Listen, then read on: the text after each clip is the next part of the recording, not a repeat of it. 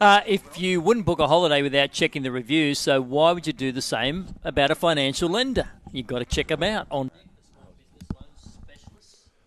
Are rated 9.7 stars out of 10 from nearly 500 independent customers' reviews on Trustpilot. Jeffrey from Apley Training Academy took on Deck Loan to help with the cash flow and to hire additional staff. It worked. He rated On Deck 5 out of 5.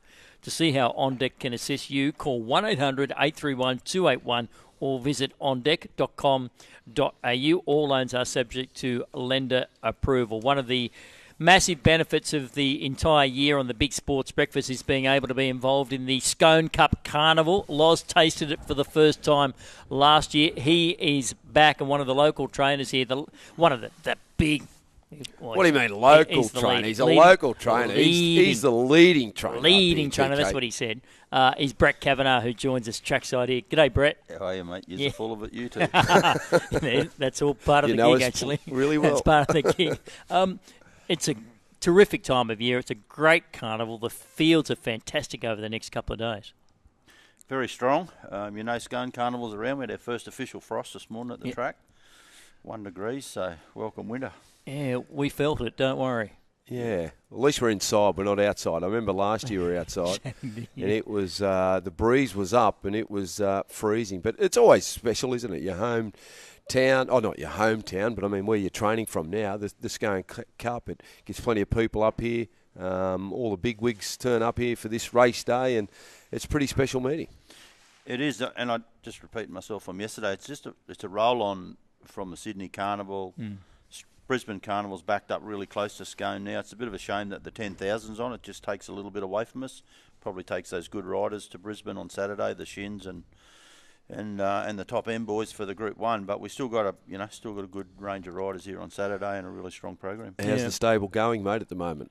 Yeah, we haven't had a winner for 10 days, so I got withdrawals. But it's good before that, I can tell you. Yeah, no, it's been really good. The whole move's been good here, and we've been well supported by the farms, and got good staff, good training centre. So yeah, everything's pretty easy. 3 years of drought, really. There's been a little tiny bit of rain of late. Just shows you how good the Hunter Valley is. You know, like some of us have had 2 inches and 3 inches. How the country responds to 2 years of nothing. You know, like it's lovely and green. Driving in, it's probably a little bit of misconception looking at how green it is, but we probably need a flood and a lot of rain for the artesian water to replenish. Before we get to your runners over the carnival as well, can you give us an update on what's been happening with the boys down at the gym?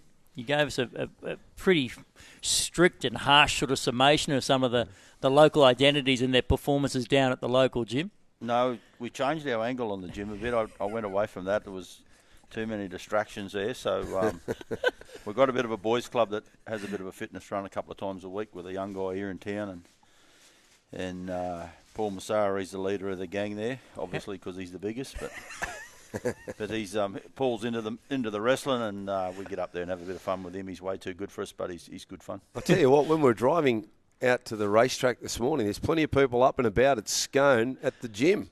There were? Yeah, I couldn't believe it. 4:30 in the morning, there was 20 people in the gym. We were going to drop in, but we thought, we'll keep on going. Go later. We're looking for a cup of coffee. Mate, you were also in the news recently regarding taking over a lot of Ben Curry's horses. Can you give us a little bit of an update? That's not now happening. I'll just clear the air there, TK. Thanks for asking the question. The situation was he had 27 runners to run this weekend, and he approached me himself and said, will you take over? And I said, yeah, I'll take over. He wanted the whole lot. So we were involved there. And I spoke to Peter Chadwick, who's the Chief Steward in Queensland. But politically, it's a mess. He was still going to be training the non-runners alongside of where I had a barn. And they put a lot of rules in place that I couldn't employ any of his staff. But my main point of going there was to let the owners get their horses to the races, because they missed the week before.